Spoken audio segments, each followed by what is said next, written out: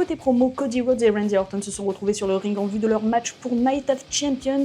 Et bon, on a eu pas mal de coupures, ce qui a quand même pas mal amputé le segment, mais grosso modo, ça a donné quelque chose comme ça. Demain, c'est moi qui vais gagner. Non, c'est moi qui vais gagner. Charlotte Flair ne veut pas être l'amie d'Alexa Bliss, mais cette dernière lui propose plutôt de faire alliance, ce qui donne matière à réfléchir à la Queen. Jade Cargill et Asuka se sont fait face sur le ring en vue de leur match pour Night of Champions, mais elles seront interrompues par Naomi qui va clairement faire comprendre que c'est elle qui a le pouvoir et qu'elle a hâte de détruire la grande soirée de Jade Cargill. Celle-ci va donc bousculer Asuka pour chercher à atteindre Naomi, mais déjà de 1, cette dernière s'est enfuie, et de 2, elle s'est fait exploser par Asuka. R-Truth a de nouveau quémandé la présence de John Cena, mais à la place c'est Aleister Black qui le confrontera et qui lui enverra un Black Mass. Je crois qu'il a pas trop aimé que Truth se mêle de ses affaires. En tout cas, ça lui vaudra une petite réflexion de la part de Damien Priest qui lui-même se fera réprimander par Carmelo Hayes qui lui conseille de se mêler de ses affaires. Et enfin, John Cena s'est fait clasher par CM Punk qui est venu déguisé dans une version de John Cena, là, vous savez, quand il était un peu un thug quoi. Voilà, c'était amusant, il lui a fait quelques piques avant de célébrer comme un prince sous les yeux d'un John Cena qui ne fera rien. Ouais, rien du tout, il va juste laisser couler. Et voilà, tu as tous les moments importants du show, retrouve plus de récap et plus de contenu sur nos différents réseaux, et à la prochaine.